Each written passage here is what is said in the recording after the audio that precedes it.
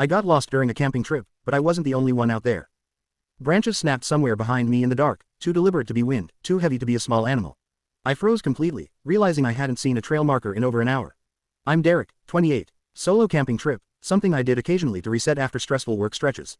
I knew that forest reasonably well, or thought I did, until an unmarked side trail pulled me off course chasing a decent photo angle at sunset. By the time I noticed my mistake, daylight was already fading fast, and my phone showed zero signal in that particular valley. I told myself panic wouldn't help, kept walking steadily, trying to retrace directions logically instead of guessing randomly. That's when I heard it. Footsteps, distinct from my own, matching pace whenever I stopped to listen carefully.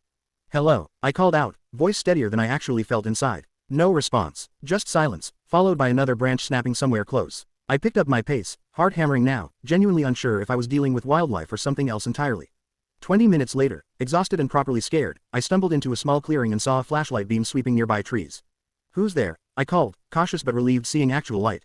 A woman's voice answered, equally cautious. I'm lost too, following your voice, actually. Thought you might know the way out. Her name was Priya, camping nearby with friends who'd apparently split off during an argument hours earlier, leaving her stranded without cell service either. We sat with that realization together, both admitting we'd been terrified thinking the other might be something dangerous rather than simply another lost hiker. Least we're not alone out here now, she said, managing a tired laugh. We combined what we each remembered about the trail system, comparing notes carefully under flashlight, piecing together a workable direction based on a stream we both crossed earlier from opposite approaches.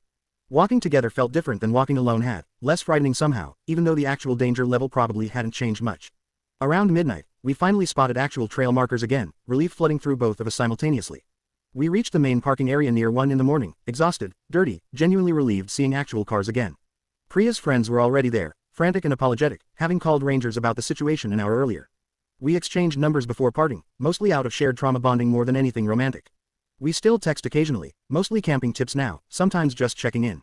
That night taught me something practical but important. Getting lost alone feels terrifying in a very specific way,